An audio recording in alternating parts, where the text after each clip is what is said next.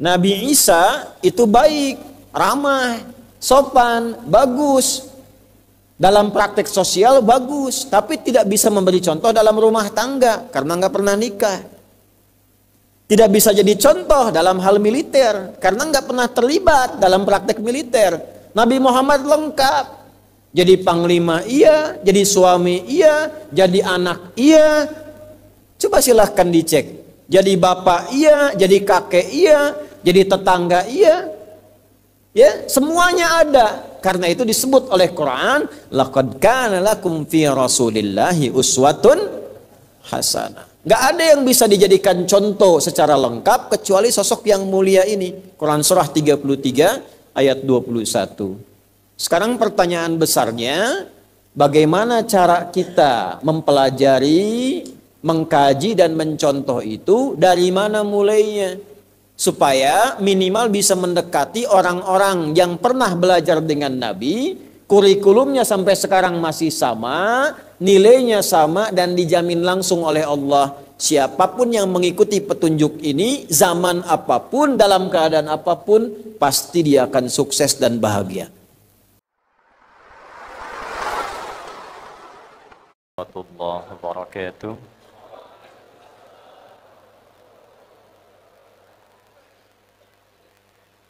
Alhamdulillahi Rabbil Alamin.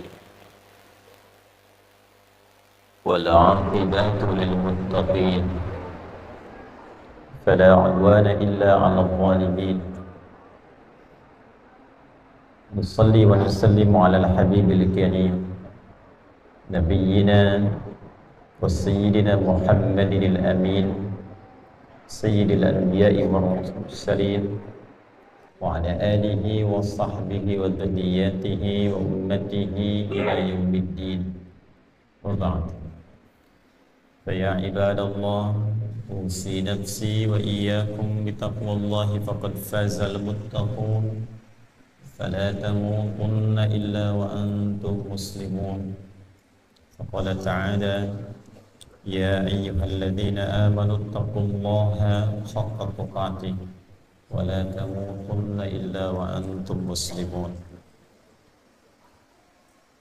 Hadirin jamaah subuh di Masjid Al-Ikhlas Kodam 3 Siliwangi. Sebelumnya saya minta maaf, saya duduk sedikit lebih tinggi dibandingkan jamaah sebelumnya. Tidak mengurangi kemuliaan di hadapan Allah, ini hanya sekedar untuk terlihat saja.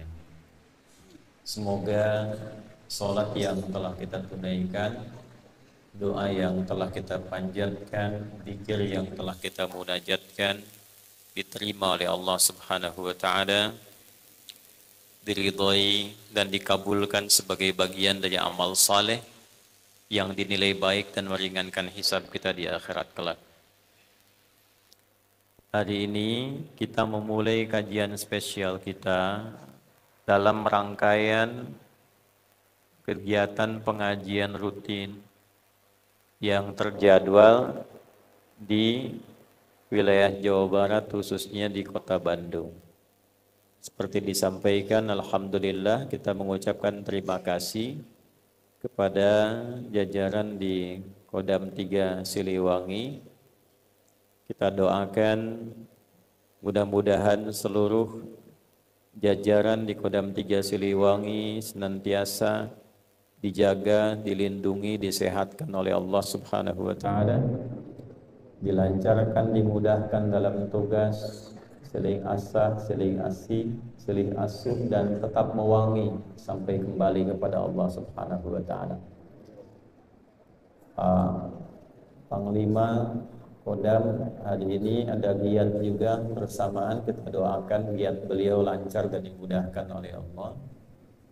Spesial bersama kita selalu membersamai kegiatan ta'lim, ini ada Bapak Kasdam 3 Siliwangi, Brigadir Jenderal TNI Aminuddin. Ini beliau spesial pakai jas subuh ini, ngereknya uang. Mudah-mudahan selalu istiqomah dalam kebaikan.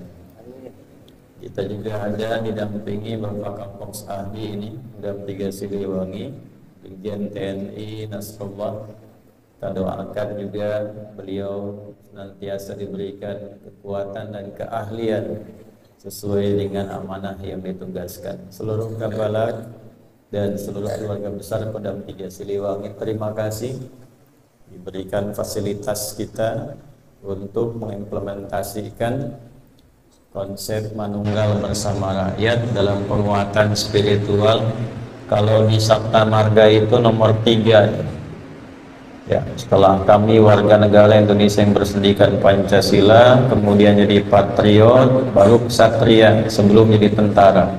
Kami ksatria Indonesia yang bertakwa pada Tuhan Yang Maha Esa, membela kebenaran, kejujuran dan keadilan. Nah, ini implementasi takwa itu bagi kita umat Islam diwujudkan dalam peningkatan ibadah, dan salah satunya dengan mengisi ruhiyah kita, kemudian pikiran kita dan fisik kita dengan pedoman keislaman yang benar dari Al-Quran dan Hadis, wujudnya dalam bentuk pengajian seperti ini. Jamaah sekalian yang saya cintai, pagi ini kita insya Allah akan memulai kajian terukur yang terkurikulum. Karena pernah saya sampaikan di pertemuan yang lalu, dulu masih di Masjid Kologdam ya, Kodiklat itu. Kita sudah sampaikan insya Allah setiap kajian yang sebulan sekali itu sifatnya akan terkurikulum, terukur dan bersanad, supaya tidak sekedar datang, dengar dan pulang, tapi nanti satu ada ilmu yang tersanad langsung berujung nanti ke Nabi SAW. Karena di era sekarang sanad itu penting. Imam Muslim itu diurutkan hadis-hadis Nabi SAW, lalu disyarah oleh Imam Nawawi sampai 9 jilid. Di jilid pertamanya itu spesial, dibuka dengan kalimat yang sangat jelas, al-isnad minad-din. Ya, belajar ilmu yang informasinya terukur dan tersusun sampai ke Nabi itu menjadi bagian pokok yang penting dari agama, dari keislaman seseorang. Sebab kalau belajarnya keliru, bisa jadi praktek ibadahnya pun akan keliru. Al-isnadu minad-din, laulal isnad laqala man syaa ma syaa. Keunggulan dalam Islam itu secara konseptual itu ilmunya terukur. Di Islam tuh keunggulannya setiap ada keterangan tentang ajaran agama, baik itu akidah, ada 4 nih, catat ini ya baik-baik. Akidah, yang kedua ibadah, yang ketiga muamalah, yang keempat akhlak. Akidah itu konsepsi keimanan seseorang, pokoknya ada 6, disebut dengan rukun. Bagaimana supaya imannya kuat? Tahu dari mana Tuhan kita Allah? Nah, itu ada ilmunya. Karena itu habis sholat seringkali dipimpin fa'lam annahu la ilaha illallah. Itu Quran surah ke-47 di ayat ke-19. Maka cepatlah menguatkan keimananmu kepada Allah itu dengan ilmu. Fa itu harfu atfin rabitin baina syai'aini bila hudud. Paham? Tidak. Huruf konjungsi menyambungkan hukum yang harus dilakukan dengan cepat tanpa jeda. Jadi ketika berislam cepat berilmu supaya keislamannya terawat. Kalau tidak ada ilmu nanti dikasih sarung pindah, kasih sembako pindah. Sekarang dikatakan kalimat-kalimat yang masih abstrak, aku mencintaimu, nah hilang akidahnya. Makanya kata Nabi ada orang yang paginya beriman, sorenya bisa hilang imannya. Yusbihu mu'mina wa yumsi kafira. Salah satu sebabnya kurang ilmu. Jadi ayat ini kalau diterjemahkan, maka kalau sudah berislam cepat isi dengan ilmu supaya mantap tauhidnya. La ilaha illallah. Kenal Allah dengan ilmunya. Kalau sudah kenal dengan ilmunya, maka dampak pertama ibadahnya khusyuk karena kenal Allah. Yang kedua hidupnya mudah karena kenal Allah. tahu bahwa rizki itu sudah diatur, tahu cara berdoanya, tahu cara memintanya, tahu cara menjalaninya, karena kenal Allah. Dan kalau sudah kenal Allah, tidak akan kecewa dalam menjalani kehidupan. Nah, sekarang banyak orang mengatakan beriman, tapi belum kenal Allah. Nah, itu ada ilmunya. Ilmu tentang tauhid, ilmu tentang Allah, tentang iman, itu berfungsi mengikat keimanan supaya kuat tertanam dalam qalbu. Dalam bahasa Arab, sesuatu yang terikat kuat, tidak mudah lepas, itu disebut dengan akidah namanya. Karena itu bagian pertama ada yang kita kenal dengan akidah. Khatam akidah. Apa buktinya kita kenal Allah? Buktinya beriman apa? Maka ditunjukkan lewat ibadah. Nah, itu yang dimaksud Quran surah ke-20 ayat ke-14. Innani anallahu la ilaha illa ana. Itu syahadat. Fa'budni.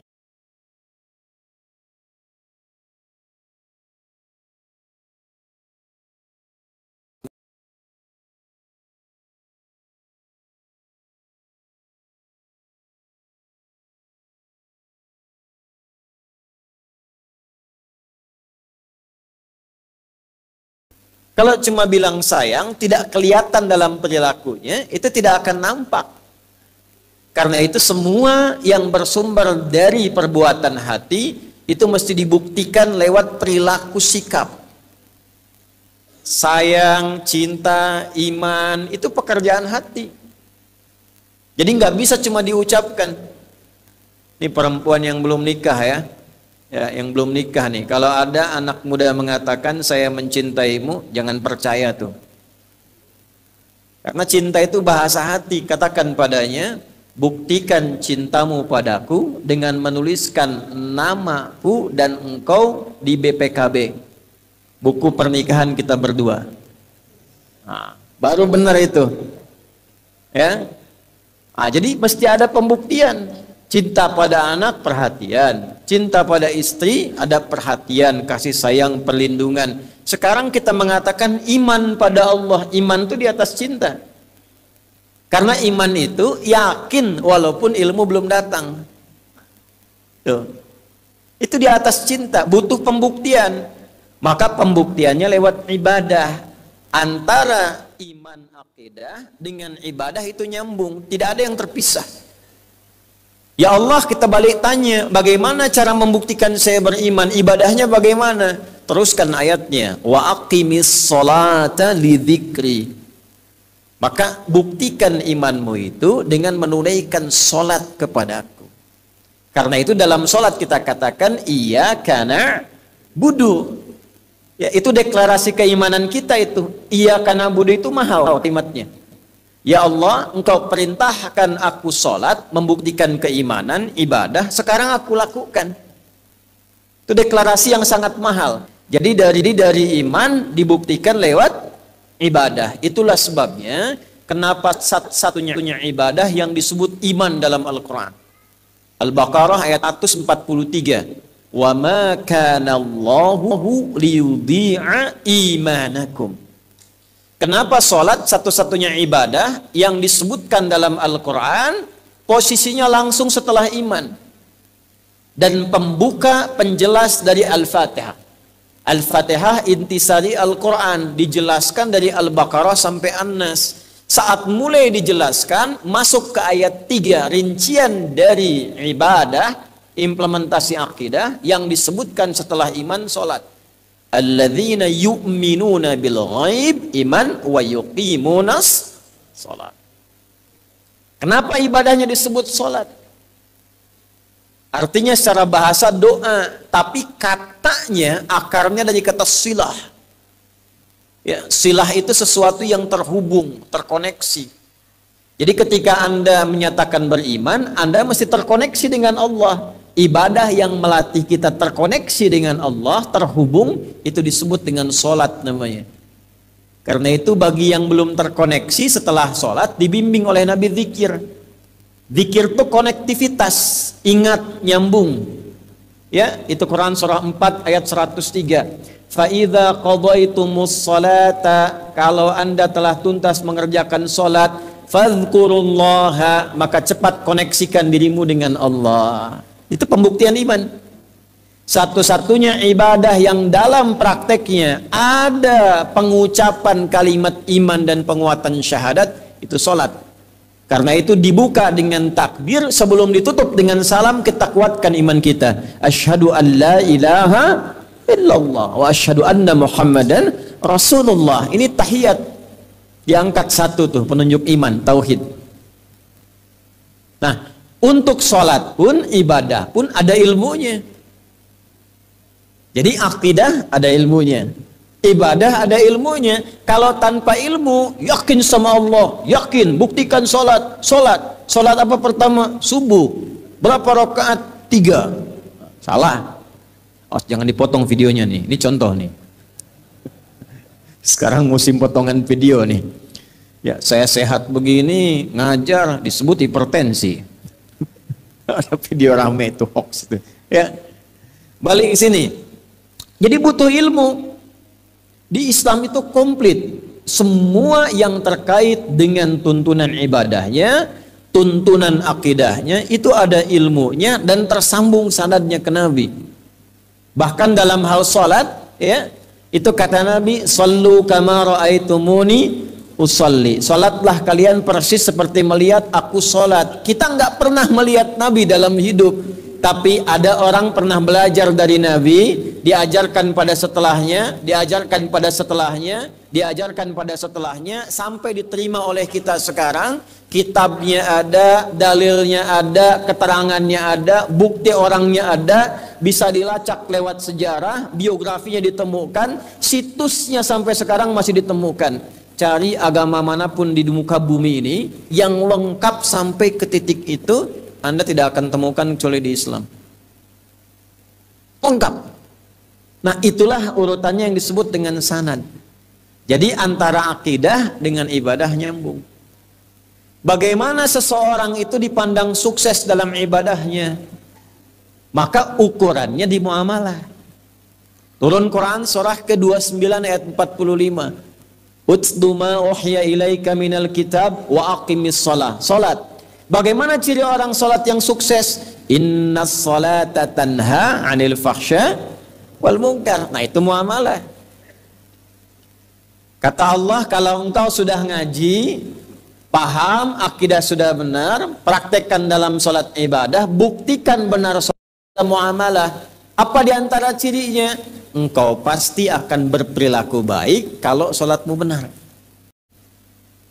Sumber buruk itu cuma 2. Kalau ingin cari pengertian, cara cepatnya cari lawannya. Apa maksudnya malam? Kalau siangnya hilang. Lawan malam, siang. Apa seseorang itu disebut sebagai yang baik? Bila buruknya tidak ada. Kalau tidak ada buruk, pasti baik. Nah, buruk itu sumbernya cuma 2. Kalau bukan fahsya, sifat jelek yang bersumber, maaf ya, dari syahwat. Pornografi, porno aksi, LGBT, kata-kata jorok, kotor, itu fahsya. Jadi kalau sholatnya benar, itu nggak mungkin berkata-kata kotor. Tuh. Nggak mungkin terlibat pornografi, porno aksi, LGBT, kalau sholatnya benar. Anda bisa kebayang nggak? Belum saya sebutkan. Gimana bisa dibayangkan deh? Orang yang paling buruk perilakunya di muka bumi disebut jahiliyah. Zina itu semua jenisnya khatam. Kata-kata jorok itu khatam. Kok bisa dilatih sholat jadi orang paling sopan di muka bumi? Jadi orang paling sayang pada keluarga. Yang tadinya mencela jadi mencinta, yang tadinya memukul jadi merangkul, dilatih sholat. Nah, sekarang tanya balik, kok bisa orang sekarang imannya sama, sholatnya rakaatnya sama, Qurannya sama, tapi hasilnya nggak sama? Yang salah apanya? Coba dicek ilmu tentang sholatnya, mungkin itu yang berbeda, sehingga khusyuknya lain. Mungkar, keburukan yang diingkari hati, sumbernya nafsu perut dan akal. Korupsi, menipu, merampok, mencuri, membegal, menyogok. Nah, itu ya. Itu mungkar. Jadi mustahil ada orang sholat, mustahil nih kalau sholatnya benar itu bisa nyuri, itu mustahil. Mustahil ada orang sholat itu bisa nyogok, mustahil. Mustahil ada orang sholat senangnya berselisih, itu mustahil kalau sholatnya benar. Dulu pembegal sholat, begitu sholat itu tobat begalnya, pensiun. Ya, preman tobat itu sudah ada tuh zaman Nabi itu. Ya, itu pensiun jadi ustad. Ibu pernah dengar namanya Abu Dzar Al-Ghifari? Abu Dzar Al-Ghifari itu, Bu, nama aslinya Jundub bin Junadah. Berasal dari kampung Ghifar. Ghifar itu kenapa disebut Ghifar? Karena viral di masa itu, sekampung begal semua, Pak. Sekampung, bayangkan tuh. Ya, jadi kalau yang sekarang cuma 1, 2 komunitas geng-gengan, kalah sama jahiliyah tuh. Jangan bersaing, ini sekampung begal semua. Pimpinan begalnya namanya Jundub bin Junadah. Masuk Islam, diajarin sholat, berubah. Jadi ustadz pulang ke Ghifar, ngajar, itu sekampung tobat semua. Yang tadinya begal, jadi ahli hadis, sekampung tobat, datang ke Madinah, heboh Madinah. Dag dig dug. Langkah orang-orang yang berubah dari pembegal menjadi orang-orang yang mulia di hadapan Allah. Untuk memviralkan peristiwa itu, beliau perkenalkan dengan nama kampungnya dibandingkan orangnya. Jadi kalau disebutkan Jundub bin Junadah, tidak banyak orang tahu. Tapi kalau ada Abu Dzar Al-Ghifari, bahkan jadi anak-anak nama sekarang tuh. Yang ibunya nggak tahu kalau nama itu kampung begal.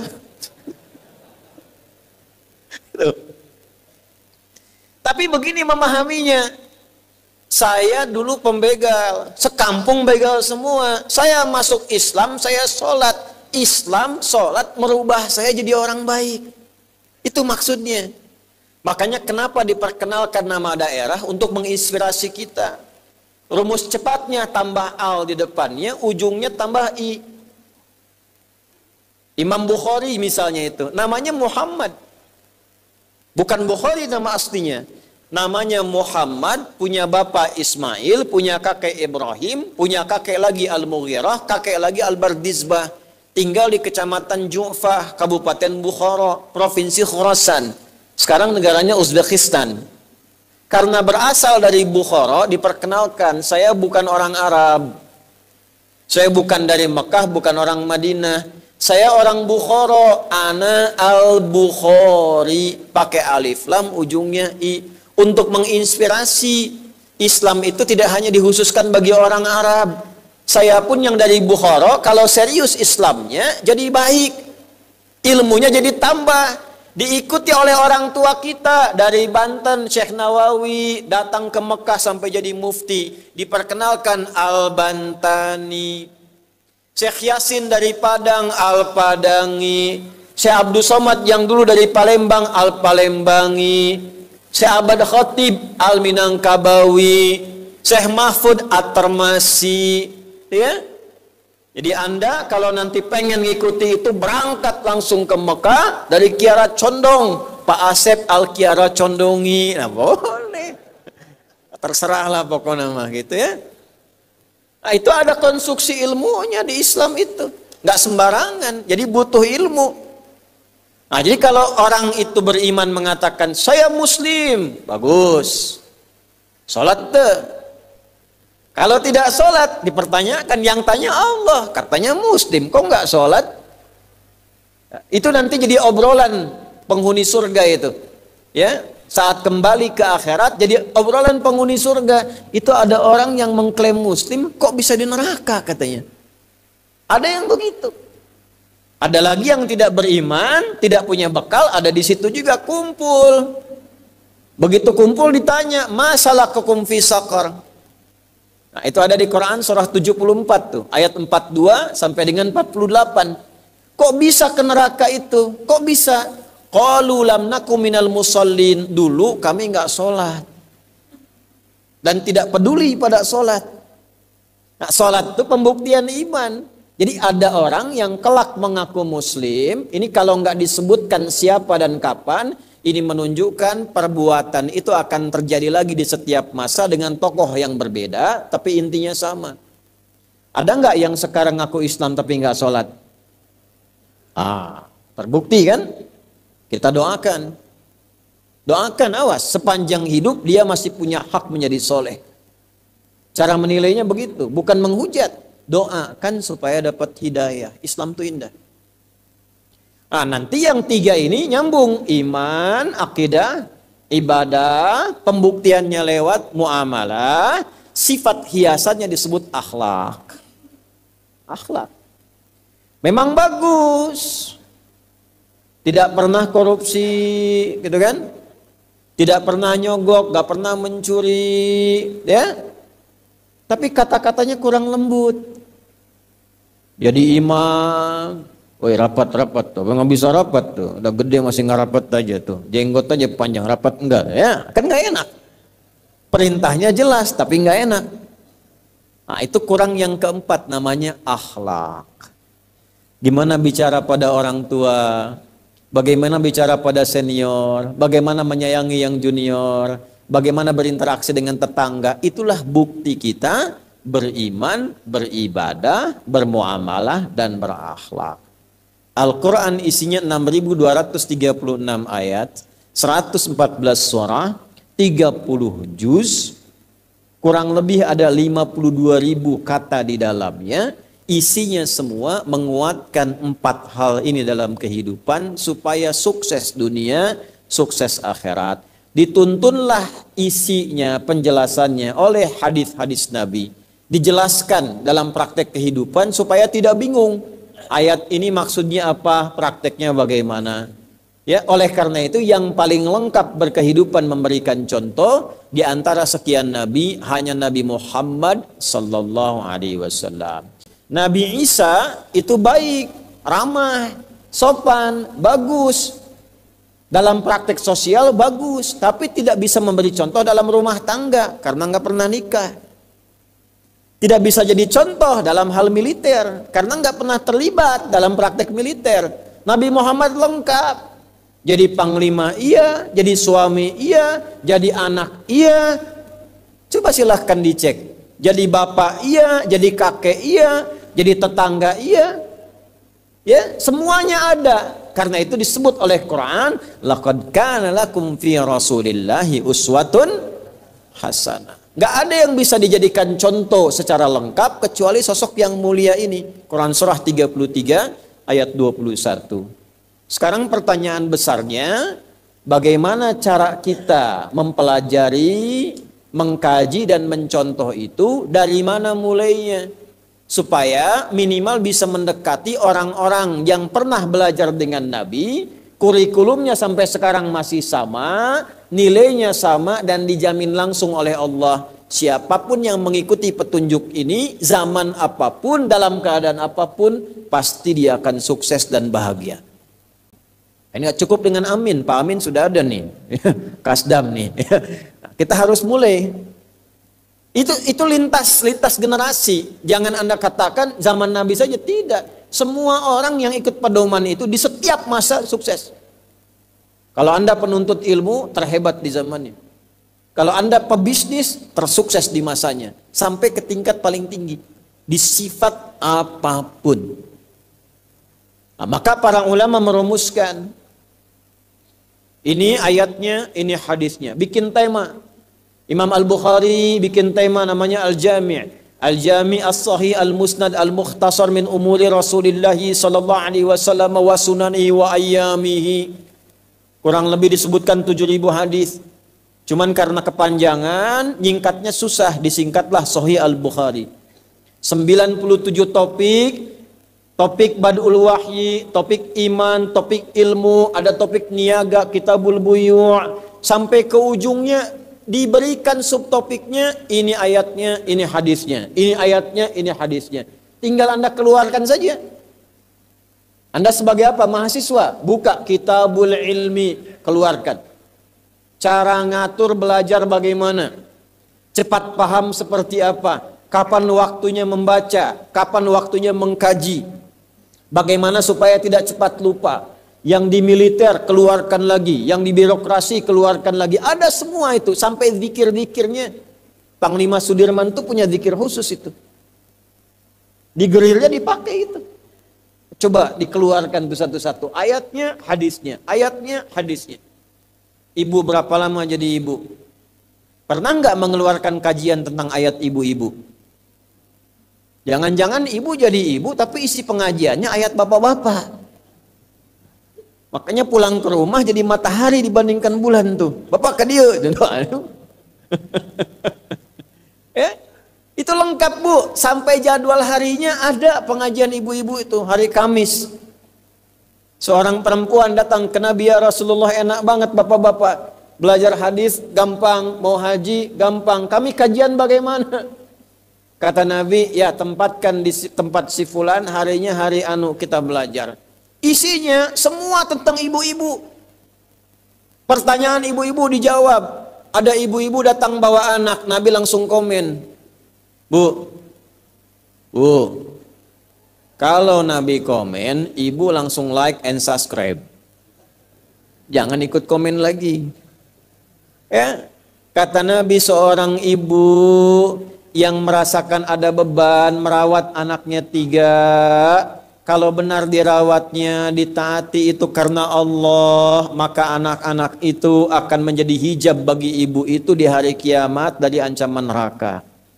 Tiba-tiba datang seorang ibu, ya Rasulullah, kalau 2 gimana? Sebab anak saya 2. Kata Nabi, 2 sama saja. Kalau benar dirawatnya, didekatkan pada Allah, jadi hijab di neraka. Saya tanya pada ibu, pernah nggak dapat hadis itu? Dipraktekkan enggak? Jangan-jangan ditempatkan di sekolah yang tidak kenal Allah. Di sekolahnya tidak ada pelajaran tentang sholat, nggak diajarin ngaji. Orang tuanya meninggal nggak bisa nyolatin, dimandikan sama orang lain, didoakan sama orang lain, bingung, ya. Mau nyari yang dampingi susah, itu kan? Ternyata yang dicari yang baru-baru. Kukira hari Rabu ternyata hari Minggu. Kukira kau menunggu ternyata cari yang baru, kan? Pusing tuh 7 keliling. Capek. Halo? Nah, mulainya dari mana? Kalau ngaji langsung ke Bukhari, kebanyakan. Kalau di Sahih Muslim, banyak juga ribuan. Di Abu Daud, 4.800. Kan? Maka untuk memudahkan itu, para ulama nyusun yang pokok-pokok. Disusunlah kurang lebih jumlahnya 40-an. Ya, ada yang 42, ada yang pas 40 gitu kan. Maka sekitar 40-an bahasa Arabnya disebut Al-Arba'in. Yang pokok-pokok aja dulu. Kalau yang pokoknya diketahui, dipelajari, belajarnya bersanad, belajarnya benar, yang 4 ini lancar dalam hidup. Kalau dijaga, insya Allah selamat, husnul khotimah sampai meninggal. Insya Allah, apapun profesinya. Dikeluarkan hadis-hadis pokok Al-Arba'in. Di antara yang merumuskan itu dan viral sampai kita sekarang, saking baiknya nyusunnya, ada namanya Imam Yahya bin Syaraf. Beliau berasal dari kampung Nawa di Damaskus di Syria sekarang. Karena berasal dari Nawa, maka diperkenalkan pakai rumus yang tadi, tambah alif lam, ujungnya ganti dengan i, menjadi An-Nawawi Ad-Dimashqi. Menyusun 42 hadis, dikenal dengan Al-Arba'in An-Nawawiyah. Nah sekarang itu yang coba kita akan hadirkan pelajarannya. Mudah-mudahan setiap pertemuan ambil satu hadis, dari sanadnya saya bacakan, saya ngambil dari siapa, saya ijazahkan pada Bapak Ibu. Jadi nanti begitu belajar, dapat ijazah sanad, dapat hadisnya, dapat matannya, dapat isinya, dapat pahamnya, tinggal kita amalkan dalam kehidupan. Ya, insyaallah Bapak Ibu paling gampang lah, duduk, dengar, catat, ya, paham, amalkan, masuk surga. Udah selesai. Insyaallah ya. Nah, jadi inilah muqaddimahnya. Sekarang baru kita mulai. Ya. Itu mukadimah tadi teh. Can mulai gitu ya, can mulai. Kan harus diantarkan dulu, kenapa? Nah, ujung-ujung ngaji kadinya kan harus diantarkan dulu. Kok bisa ngajinya itu supaya tidak ada yang tanya lagi? Ya. Tadi ngawas naon? Mukadimah. Mukadimah itu mahal. Ibnu Khaldun itu ngarang kitab mukadimah. Baru mukadimah sekarang dipakai sejagat itu. Teori sosiologinya. Sampai sekarang. Nah, sekarang kita masuk ke intinya. Alhamdulillah ini hari ini lengkap. Ya, ini spesial ada anak-anak, ini anak-anak santri nih, ya, datang dari Banten langsung. Ya, mereka datang pakai bis, hadir. Nah, hari ini mengikuti kita semua. Serius ya. Ayo simak yang baik, nanti kalian sudah dewasa, nanti gantikan Bu yang ngajar itu ya. Insyaallah. Baik, bismillahirrahmanirrahim. Sekarang kita masuk hadis yang pertama.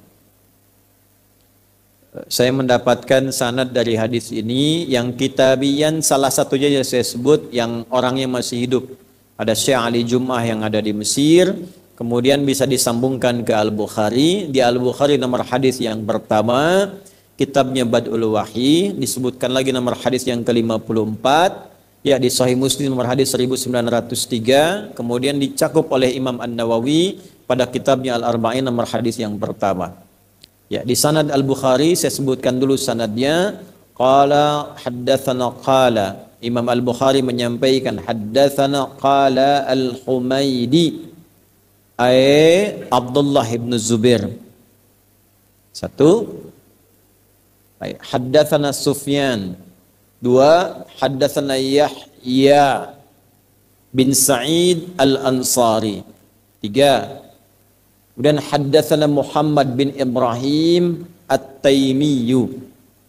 Kemudian qala ya sami'tu Alqamah bin Waqas Al-Laitsiyyu qala sami'tu Umar ibn Khattab radhiyallahu ta'ala anhu 'alal minbari yaqulu qala Rasulullah sallallahu alaihi wasallam innamal a'malu binniyat wa innama likulli imri'in ma nawa faman kanat hijratuhu lidunya yusibuha aw imra'atin yankihuha fahijratuhu ila ma hajara ilaihi. Versi 1 nomor hadis 54 1903.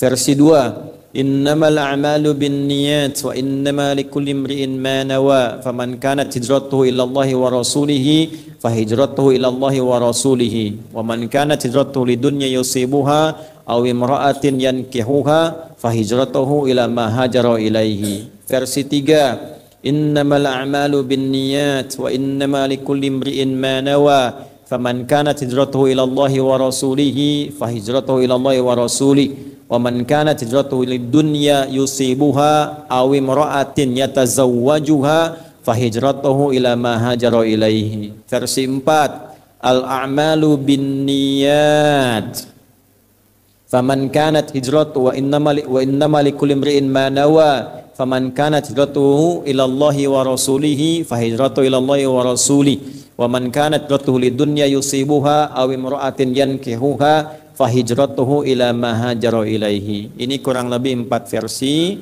dari hadis yang pertama saya rangkum menjadi satu bagian yang utuh, yang paling lengkap. Ini yang saya minta kepada Anda untuk mengikutinya supaya dapat jalur sanadnya dan mudah-mudahan tersambung pada Rasulullah sallallahu alaihi wasallam.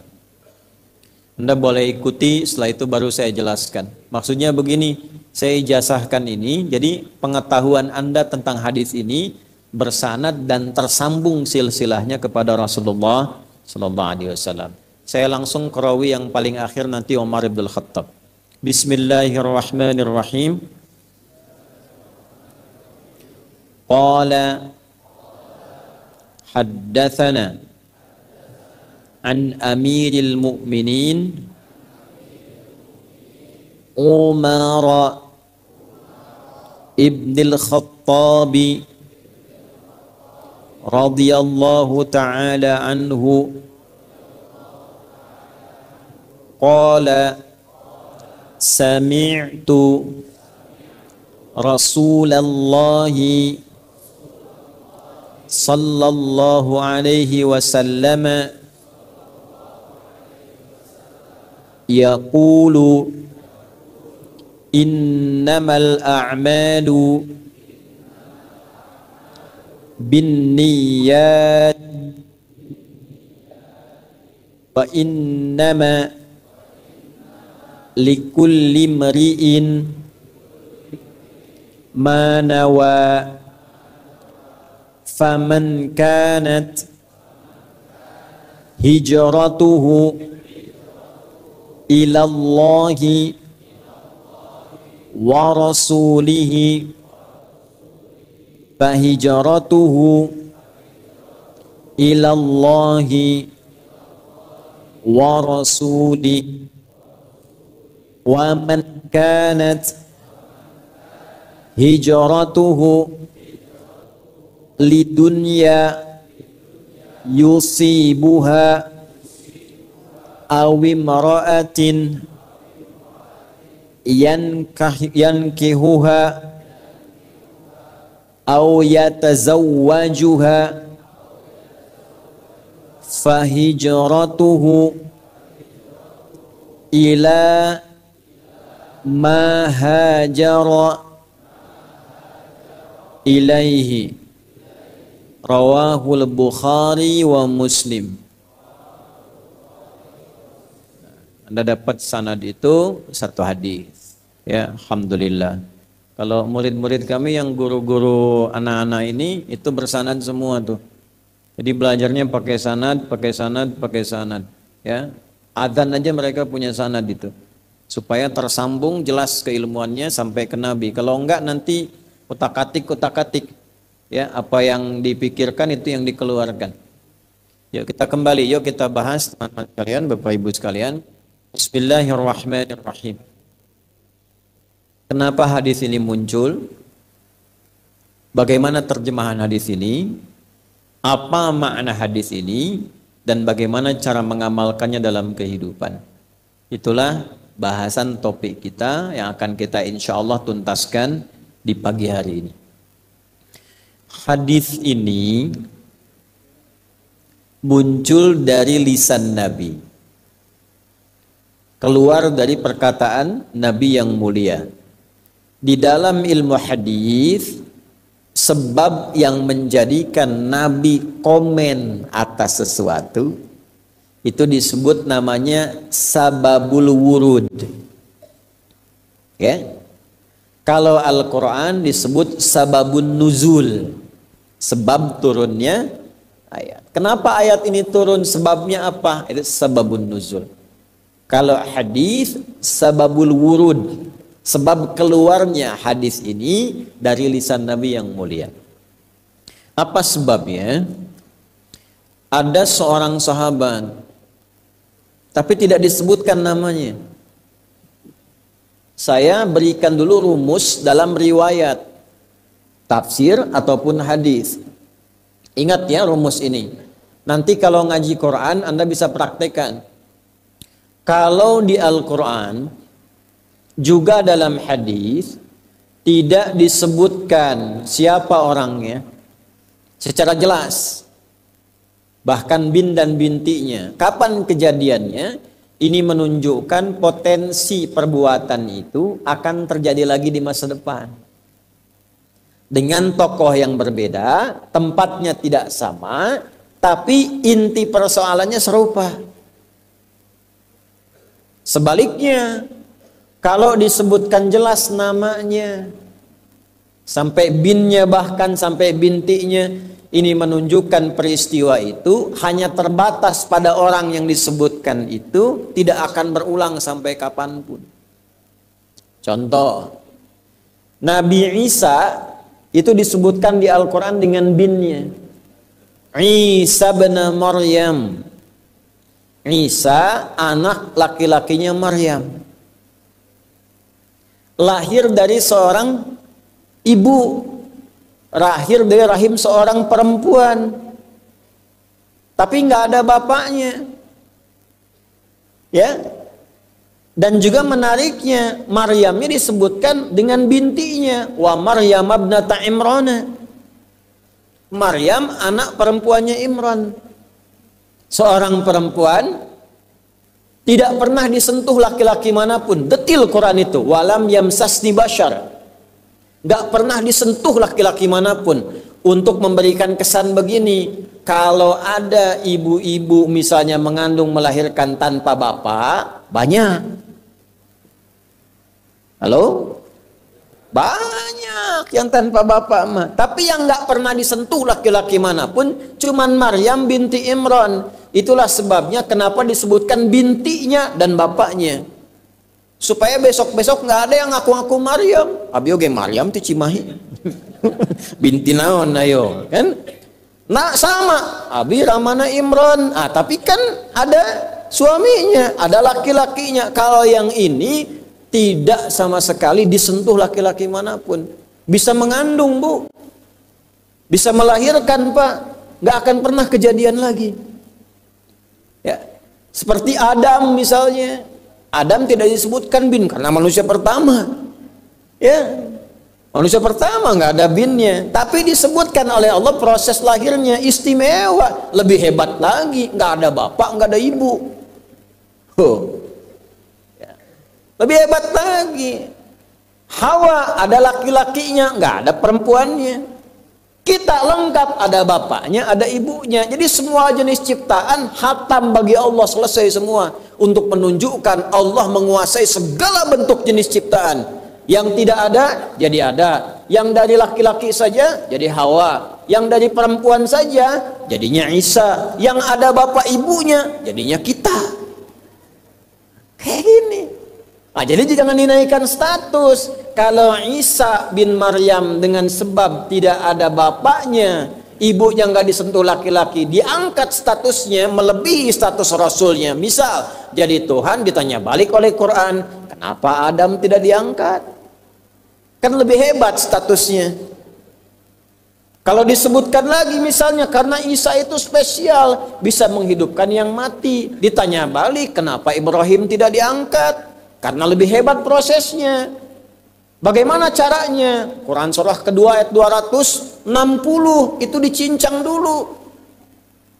Burung dicincang, nanya, ya Allah, aku ingin tahu cara engkau menghidupkan yang mati bagaimana? Rabbi arini kaifa tuhyil mauta.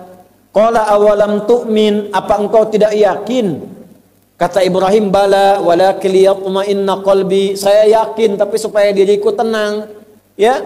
Fakhudh arba'ata minat thair. Isa cuma 1, Ibrahim 4. Burung yang kecil-kecil panggil, cincang dulu. Terus pilih 4 bukit, tempatkan 1. Panggil dengan izin Allah. Kalimat yang sama dengan ucapan Isa bin Maryam. Hidup dengan izin Allah. Hidup datang lagi. Yang dicincang nyambung lagi. Lebih dahsyat. Kenapa nggak diangkat statusnya? Nah itu ditanya balik. Nah, tapi saya kembalikan. Kalau disebutkan namanya langsung dengan bintinya, tidak akan kejadian lagi di masa depan. Jelas di sini?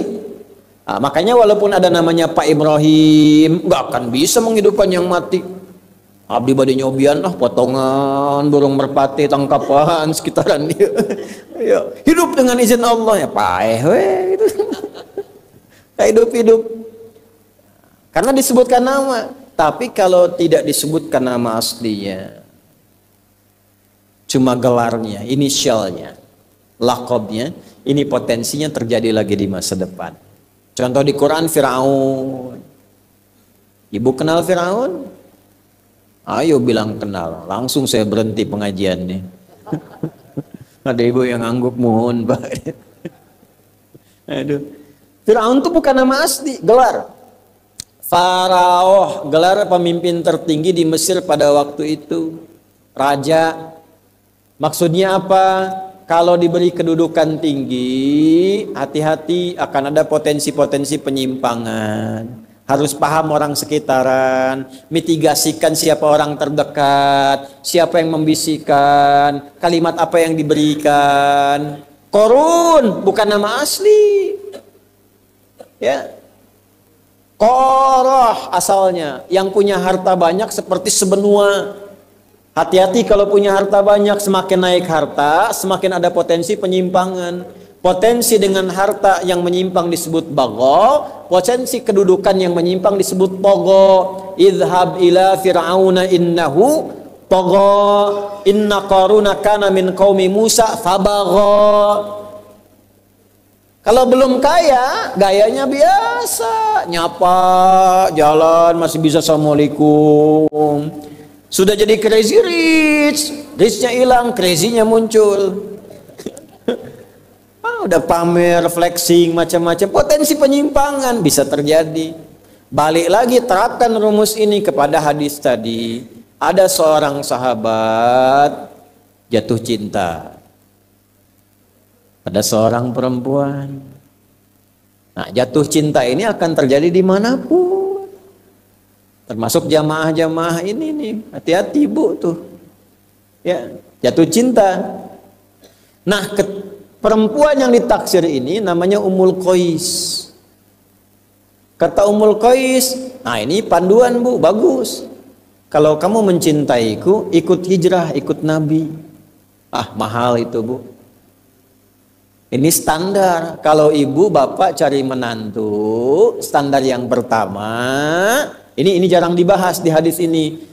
Cari yang pertama itu ukurannya, standar imannya yang dekat dengan Allah dan Rasulnya.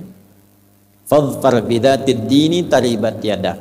Kalau pilihan pertama ini lekat pada imannya, akhlaknya, kemuliaannya, pasti rumah tangganya bahagia dan beruntung. Kenapa? Karena asbabnya umumnya orang cari dua hal. Maaf, kalau bukan materi, harta, kedudukan latar belakang, atau tambahan dari fisikal, itu wajar. Pilih gantengnya, gitu kan? Tegapnya, cakepnya, dompetnya, nah itu biasa. Yang perempuan cantiknya, anggunnya. Cuma kalau berumah tangga ukurannya semua material, fisikal, nggak akan langgeng. Cantik memudar, begitu cantiknya pudar, nah, pindah ke yang lain. Materi bisa berkurang, begitu berkurang, cari yang lain. Alih-alih sayang pada suami, perhatian pada suami orang. Alih-alih cinta pada istri, mulai beralih pada cinta pada istri orang lain. Maka apa yang menjaga itu? Agama. Nah, ini Ummul Qais ini ngasih syarat, saya mau hijrah, kalau cinta ikut hijrah. Boleh bapak terapkan. Anak bapak perempuan yang naksir 3 orang datang ke rumah, tanya, nama siapa adik? Ya, saya Torik pak. Coba baca surat At-Torik. Baca. Alhamdulillah, bagus, masuk list 1, ya kan? Adik siapa? Mulai gemeteran, gitu kan? Saya Ibrahim pak, baca Ibrahim, surat Ibrahim, surat 14, lancar, gitu kan? Yang ketiga, coba baca, gitu kan? Waduh, gak lebih repot lagi karena panjang. Abdi Yusuf pak, cuman panggilan sehari-hari kulhu. Apa-apa, sekarang mulai marak tuh, mau nikah hafal Ar-Rahman dulu, gitu kan? Walaupun namanya Asep, hafalannya Ar-Rahman. Nggak apa-apa itu buat ngejaga. Cek, lihat sholatnya, lihat agamanya. Apalagi musim-musim seperti sekarang, ya, yang kadang-kadang untuk nikah masuk Islam hanya sekedar masuk buat nikah. Cek kepastiannya. Nah, ini yang pertama, ini jarang dibahas nih kajian 1 ini. Maka lelaki ini memutuskan karena saking cintanya ikut hijrah. Pelajaran kedua, cinta itu kadang-kadang awas membutakan pikiran. Maka ditimbang. Jangan sampai nekat karena cinta orang tua dilanggar. Hati-hati itu. Diukur dulu, ini ukuran ikutnya benar enggak? Hijrahnya dengan siapa? Dengan Nabi Muhammad sallallahu alaihi wasallam. Oh, pasti benar, pasti baik, pasti bagus. Ya kan? Tapi tiba-tiba anak ibu perempuan ikut laki-laki, nggak jelas ikutnya kemana, tinggalkan orang tuanya. Kita hijrah, bukan hijrah itu mah diculik. Hati-hati ya, nggak ada kawin lari itu. Capek. Di mana-mana kawin tuh duduk, diam, ya. Penghulu kawin lari, capek. Gimana bisa lari itu sambil nikah sambil lari? Ya. Jangan sampai dilanggar. Yang rawat bapaknya, yang rawat ibunya, uangnya habis. Taat pada ibunya nggak ada, pada bapaknya tertinggal. Kok tiba-tiba bisa taat pada orang baru dikenal, akad aja belum? Oh, hati-hati. Dulu, kalau mau nikah itu laki-laki datang, ketemu bapaknya. Setelah ditanya semua macam-macam, nanti diberikan 40 hari waktu. Ini mematangkan diri, yang perempuan diajarkan oleh ibunya. Dalam masa menunggu itu si perempuan dikasih daun pacar. Kalau sekarang hina itu. Nah, proses menunggu itu disebut pacaran namanya. Ya. Proses menunggu disebut pacaran karena si perempuan dikasih daun pacar menunggu 40 hari sampai matang, diajarin sama ibunya. Ya, kayak pami jadi istri kieu, ini teh masak teh pada kieu, suami teh kieu. Dari awal diajarin, yang laki-laki mematangkan diri. Dari mencari nafkah diajarkan jadi suami yang baik, ngaji yang benar. Begitu nikah dari dulu, coba lihat orang tua dulu. Kalau nikah teh awet. Karena dipakai. Sekarang konsepnya berubah. Yang disebut pacaran teh naik beca berdua. Seakan-akan beca milik berdua, tukang beca nggak ada, lewat sampai maung di situ hilang satu tuh. Ustaz, kenapa belum kajian di Istiqomah? Saya tuh bingung. Pas lewat saya bilang maungnya kan tadinya 4 tuh, ya tinggal 3. Lewat lagi tinggal 2, ini kemana itu maung teh 2 di situ tuh. Alhamdulillah sekarang jadi 4 lagi tuh, udah balik. Nah itu. Nah sekarang kita kembali. Jadi setelah memutuskan ikut hijrah, berangkatlah ke Yathrib, kelak jadi Al-Madinah Al-Munawwarah. Ya, ini merasa ada yang nggak lengkap. Saya takut hijrah saya ini hukumnya salah. Karena motivasinya untuk mengejar Ummul Qais. Apa ini pesan moralnya? Salah satunya sebelum masuk ke hadisnya.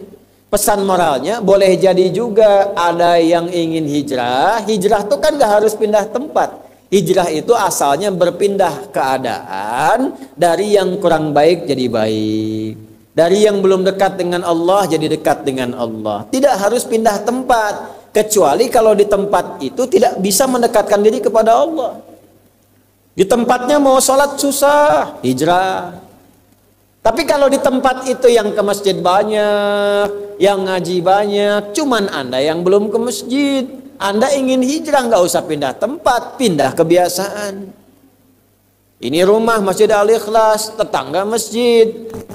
Jarak cuman 2 meter, speakernya ke arah rumah begini. Belum sempat ke masjid juga, tiba-tiba terfikir, kenapa saya belum mau ke masjid? Tiba-tiba berubah, nah itulah hijrah. Jelas? Tidak harus pindah tempat, bisa di pekerjaan. Ya, di pekerjaan Anda sulit untuk bisa menunaikan sholat. Mohon maaf, mau sholat susah, apalagi mau ngaji. Ya, sedangkan rezeki Allah sudah atur, pasti diberi. Catat tuh konsep itu. Ya, tolong tanamkan pada jiwa kita. Kita itu rukun iman ada 6. 1 sampai 5 sering lulus, yang ke-6 sering gagal. 6 itu kodo dan kodar. Di antara kodo dan kodar itu rizki. Rizki kita itu diatur, pasti diberikan kalau mau bergerak. Jadi prinsipnya kerja dimanapun rizki pasti datang. Ya, jadi kenapa harus memilih tempat pekerjaan yang menjauhkan seseorang dari Allah? Sok pilih mana? Gaji 100 juta tapi nggak bisa sholat, atau gaji 1 juta bisa sholat. Tidak ada pilihan ketiga, 2 ini aja. Oh, pilih mana? Tak mudah kan?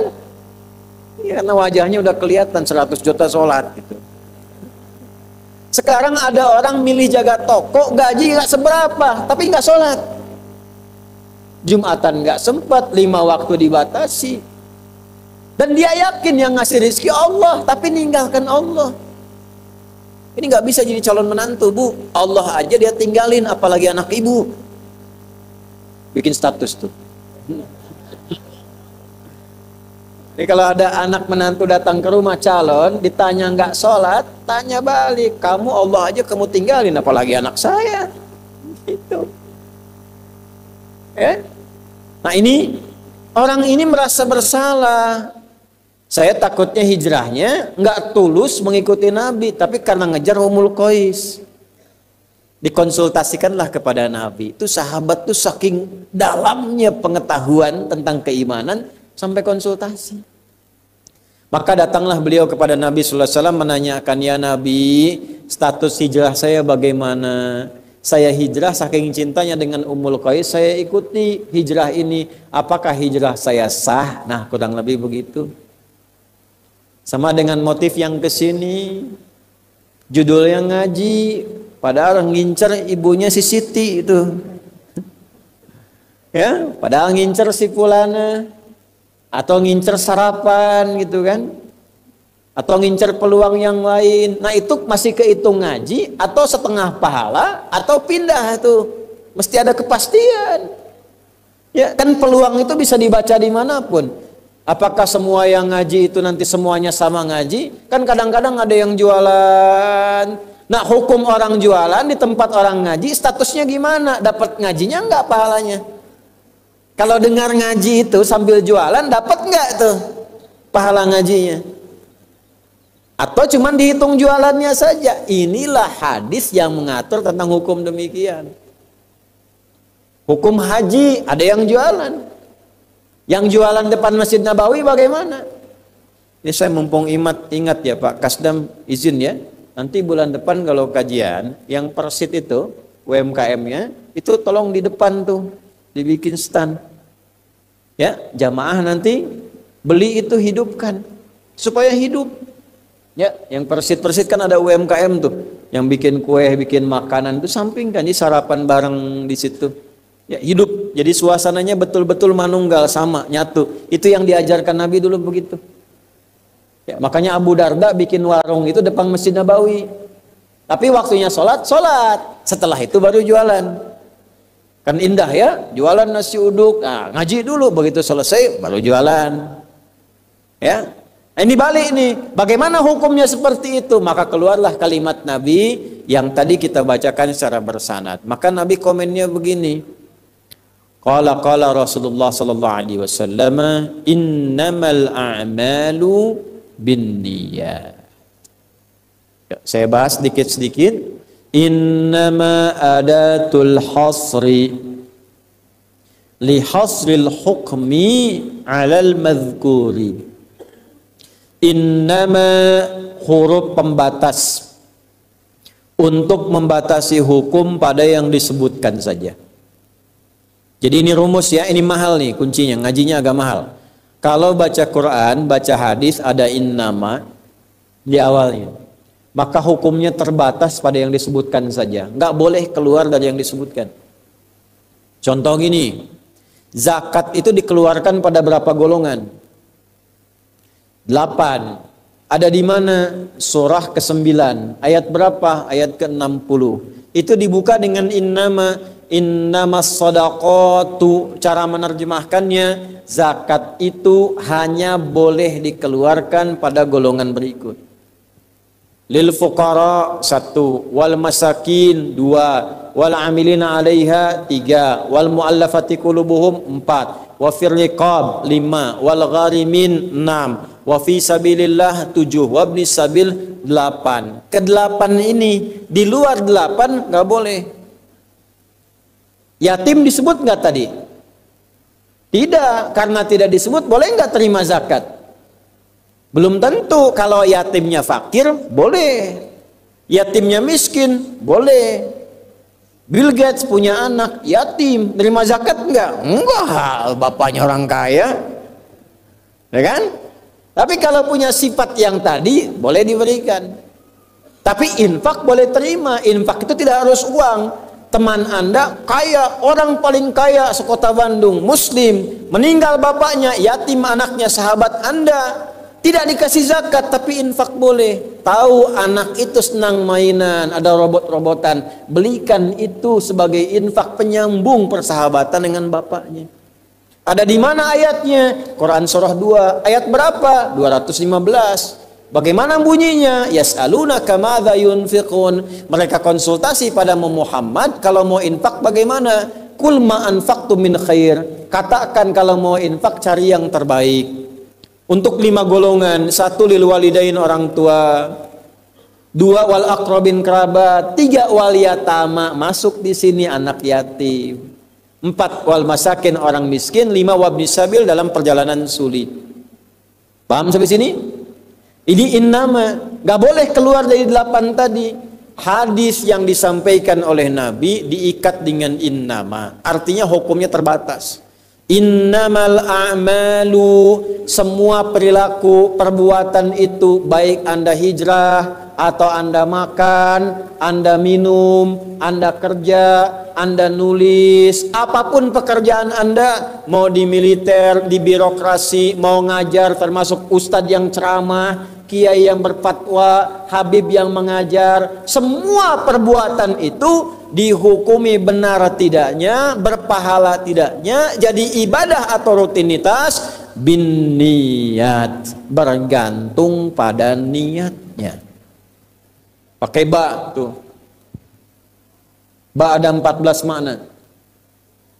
Kitabnya apa? Mughnil Labib an Kutubil A'rib. Pengarangnya siapa? Ibnu Hisham Al-Ansari. Ibu kalau lihat huruf ba bu di Quran, ba itu semua maknanya sampai akhir bisa beda-beda. Bismillahirrahmanirrahim, ada ba. Ya, alhamdulillah. Ibu mau bersin tidak bersin beda tuh maknanya. Wamsahu biru'usikum, ba-nya beda. Ada sababiyah, ada ilsaq, ada musahabah, ada ghayah dan seterusnya. Ya, ada tahdid, ada istighraq. Wamsahu biru'usikum, kalau wudu usaplah kepalamu, ba-nya 3. 1 istighraq, semua depan ke belakang. Kalau tidak ada sakit. Atau at-tahdid, ya, at-tab'id ma'at-tahdid, sebagian tapi terbatas sampai ubun-ubun. 3 at-tahdid, at-tab'id min duni tahdid, sebagian tanpa batasan. Ibu mau wudu di tempat agak terbuka, jangan buka jilbab, ambil air usapkan ke bagian kepala. Fungsi ba di situ. Makanya baknya mahal, Bu. Ada orang Indonesia dapat S3, dapat doktor dari huruf ba ini. Ba dapat doktor tuh. Tuh yang belum S3 tuh, masih ada ta, fa, jim sampai ya tuh. Ayo silahkan. Ya. Nah, ini ba di sini bin niat. Apa di sini? Ba-nya fungsinya apa? Ini ba fungsinya ba pengikat. Awas, hati-hati. Semua amal itu akan diikat dengan niatnya. Dengan niat itulah diberikan oleh Allah 2 hal. 1, berpahala atau tidak. Jadi investasi akhirat atau tidak. Yang kedua, kesungguhan kita untuk mencapai itu. Jadi bapak ibu ini punya pekerjaan nih, ya. Serius tidaknya tergantung motivasi niatnya. Kalau bapak niat bakal serius, kalau nggak niat gak akan serius. Anda jadi tentara nih, kalau niat betul jadi tentara akan sungguh-sungguh. Kalau nggak niat ya biasa-biasa saja, ada tugas kerjakan, nggak ada santai. Anda kuliah, kalau niatnya benar, sungguh-sungguh belajarnya. Duduk paling depan, dengarkan dengan baik, catat, gak paham nanya. Makanya masuk dengan keluar beda. Masuk belum paham, keluar sudah paham. Ini duduk, masuk kelas, duduk di kursi barisan belakang. Duduk di kelas, bangku deretan belakang. Gitu kan, di dalam kelas penuh dengan obrolan. Dengan pikirin. Gak pernah nanya, pulang, mau ujian, minggu tenang jadi minggu gelisah, pinjam catatan teman. Nah itu belum niat, gak niat tuh kuliahnya. Ya, kalau mau niat tuh sungguh-sungguh pasti serius. Jadi semua pekerjaan itu akan jadi tercapai hasilnya kalau sungguh-sungguh, kalau serius. Serius. Ya, jadi kalau melamar sekali ditolak, kedua kali terus, 3 kali, 4 kali. Ya. Kalau tidak ada di tempat itu, cari tempat lain. Ada seorang pemain biola tingkat tinggi, itu biolanya saja harganya puluhan miliar. Kalau sekali konser, itu tarifnya, tarif konser biola itu bisa di atas 1-2 miliar. Tiba-tiba dia coba iseng ngamen di pinggir jalan. Ya, jadi kalau kita di kereta di New York itu ada stasiun, di situ suka ada yang ngamen-ngamen itu. Iseng beliau ngamen, gak ada yang tahu kalau itu pemain biola termahal di dunia. Begitu memainkan musiknya, bagus musiknya, yang dikasih cuma recehan. Sekian sen. Dapatnya berapa? Ya cuma sekian dolar, 4-5 dolar aja. Padahal ini kalau manggung tarifnya bisa 2 miliar. Tapi analisis komentarnya sangat luar biasa. Ternyata manusia itu, perhatikan, kalau ingin sukses harus pandai menempatkan diri. Dia dihargai murah itu karena di tempat yang memang tidak mengetahui siapa dia. Ketika dia menempatkan diri pada tempatnya, maka berharga nilainya di hadapan Allah. Jadi kalau Anda di satu tempat dianggap tidak bernilai, cari tempat lain. Mungkin di situ bukan tempat yang layak bagi Anda untuk menunjukkan siapa Anda. Tapi mesti serius. Itulah sebabnya ada sa'i. Apa itu sa'i? Ayo rali-rali kecil. Terus lari-lari besar apa? Maraton. Sa'i dari kata sa'a, artinya sungguh-sungguh, serius mencapai peluang. Naik ke atas bukit untuk melihat dengan jernih ke rahmah. Ya, lihat dari sofa sampai marwah dengan sifat rahmah. Marwah itu puncak tertinggi yang ingin diraih. Maka gunakan dengan sa'i. Sungguh-sungguh serius. Kalau lihat peluang kejar walaupun dengan berlari. Kalau nyampe nggak ketemu balik lagi walaupun sampai bolak-balik. Pada akhirnya pasti ditemukan yang cocok dengan kita. Sungguh-sungguh. Nah ini Jadi kalau Anda ingin serius, ingin sukses, ya mencapai sesuatu apapun serius. Yang sekolah serius nih, ya. Perwira-perwira masuk mau sekolah serius. Ya, jangan mengandalkan joki. Ayo serius supaya ilmunya benar. Ya, urutkan. Anda juga sama nih yang di kampus-kampus dan sebagainya tuh. Ya, kuliah yang betul. Kan mau Indonesia emas tuh 2045. Bagaimana bisa dapat emas kalau nggak sungguh-sungguh? Itu yang kemarin PON tuh. Kalau nggak serius nggak dapat emas. Ayo sungguh-sungguh dari sekarang tuh ya. Terulang siklus 100 tahunan. Sekarang 2024, tarik mundur 100 tahun ke belakang. 1924 itu masa-masanya pondasi. 1901 ada politik etis namanya. Belanda didesak untuk memberikan satu kontribusi positif bagi masyarakat Nusantara kala itu. Maka dibukalah pintu beasiswa keluar sampai belajar sampai ke Belanda. Ternyata itu pintu masuk untuk mencapai proklamasi dan sifat emas. Maka datang belajar, dibuat namanya Indischvereniging. Ya, perhimpunan Hindia. Naik 19, 10, 15-an berubah jadi Indischvereniging. Perhimpunan Indonesia. 1924 mulai muncul Bung Hatta, Muhammad Hatta, Dewis Dekker dan sebagainya. Kumpul-kumpul bikin majalah Indonesia Merdeka. 4 tahun setelah itu ternyata muncul mereka mendeklarasikan Sumpah Pemuda. Ya, 1928 itu di bulan yang sama sekarang Oktober. 17 tahun setelah itu proklamasi. 100 tahun tambahkan 1924, 2024. Jadi kalau kita sekarang serius, yang ngaji banyak yang muda-muda tuh, siapkan 4 tahun ke depan, 2028 deklarasi kita. Kalau dulu Sumpah Pemudanya baru Indonesia, bahasanya, dan seterusnya, 3 bagian pokok, kita deklarasinya, emasnya, unggulnya, inspirasinya, 2028, 17 tahun, 2045. Tapi ngajinya harus serius. Kalau ngajinya cuma datang, ketawa, pulang, ya nggak akan jadi. Halo, nah barengong kita. Itu. Simpulnya kita pakai. Nah, yang kedua begini, kalau cuman pakai yang pertama, yang belum beriman pun dapat itu. Terus faedahnya kita beriman apa? Ya, gini ya. Ini ada yang belum beriman, non muslim. Kerja serius. Anda sudah beriman, kerja serius juga, sama-sama serius. Dua-duanya sukses. Lalu manfaat imannya apa? Tuh. Ini untuk menjawab pertanyaan begini, Pak abdi teh muslim. Nah, non muslim teh tiasa sukses, kaya, abdi teh kaya. Saya sholat tapi nggak kaya-kaya. Nah, itu pertanyaan yang salah.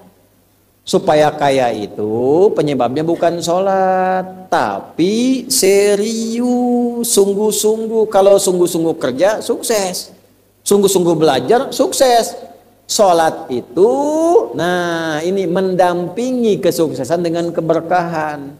Kalau ingin berkah, sholat. Ingin nyaman, sholat. Sholat mendesain kesuksesan itu melahirkan falah, kebahagiaan yang mendamaikan. Makanya falah dalam bahasa Inggris definisinya success and happiness.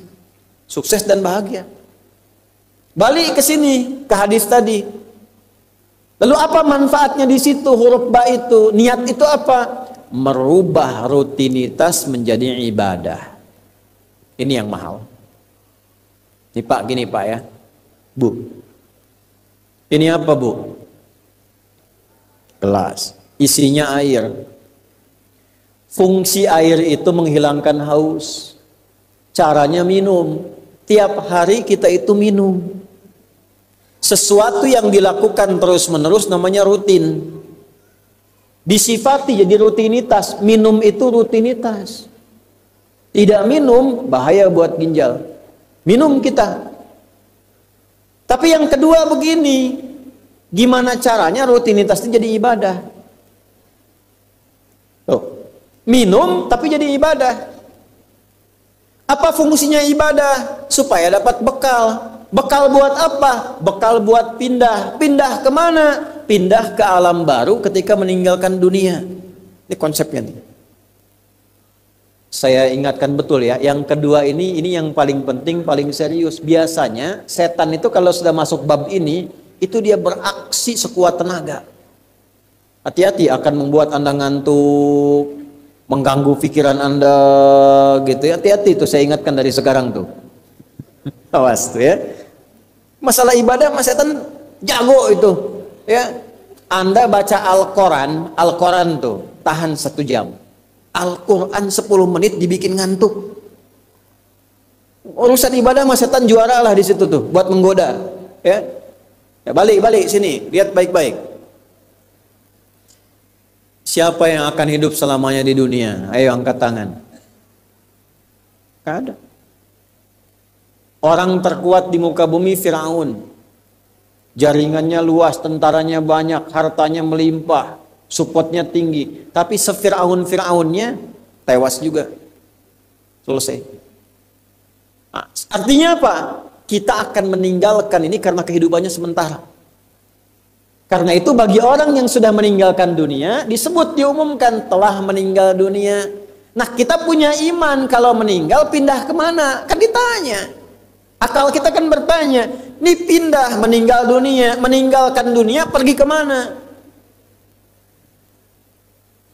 Kan belum pernah ada yang punya pengalaman ke situ balik lagi. Oh, abdi tadi kadinya wih deui, enggak ada. Ya, harus terjawab. Kalau tidak terjawab bingung kita ini. Harus terjawab. Yang bisa jawab itu siapa? Yang menciptakan kita. Tanggung jawab, harus memberikan keterangan. Karena itu kalau ada kitab suci menerangkan dengan sempurna setelah di dunia ke sini keadaannya begini, bekalnya begini, dari situ ke sini prosesnya begini. Ini menunjukkan kitab suci itu benar dan sumbernya dari Sang Pencipta. Dan berita baiknya alhamdulillah, alhamdulillah, silahkan riset, silahkan komparasikan secara ilmiah, riset. Hanya Al-Quran yang menerangkan itu dengan sempurna. Dari dunia pindahnya ke sini, alamnya disebut dengan kubur, pemisahnya disebut barzakh. Di dalamnya ada begini, dijelaskan oleh Nabi rinci. Kalau begini begini, kalau begitu begitu. Selesai itu nanti bertahap seperti ini, terjadi kiamat begini, rinci. Kalau itu karya manusia, mustahil ada satupun manusia yang bisa berbuat seperti itu. Oh. Ada nggak karya manusia yang dibaca tapi orang nggak pernah bosan? Silahkan tunjukkan pada saya tuh. Kalau itu karya manusia, karena ada orang mengklaim Al-Quran itu produk budaya, buatan seorang Muhammad. Sekarang tanya balik, sifat manusia kalau bikin karya bagaimana? Satu, tidak ada yang abadi. Sehebat-hebatnya buku, kalau dikarang, itu paling dibaca 1-2 kali bosen, simpan. Udah hatam saya. Bosen. Ya. Dulu ada novel Harry Potter itu, J.K. Rowling itu, seri 1, seri 2, sekarang hilang.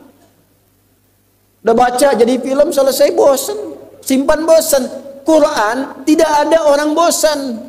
Dan hebatnya sehari 17 kali itu. Bu baca Quran sehari berapa kali, Bu? 10? 2 kali? Kalau ibu cuma 2 kali, berarti ibu cuma sholat subuh tuh. Duhur sampai isya, ibu nggak sholat. Karena minimal kita baca 17 kali. Al-Fatihah itu kan Quran. Dibaca 17 kali. 2, 4, 4, 3, 4. 2 subuh, 4 duhur, 4 asar, 3 maghrib, 4 isya. 17 kali. Pernah nggak ada orang bosan baca Fatihah? Aduh saya bosen Pak, pusing saya, liar abis teh kunaon baca Fatihah. Nggak ada. Yang ada malah tambah lagi. Habis ini Fatihah, ziarah orang meninggal Fatihah.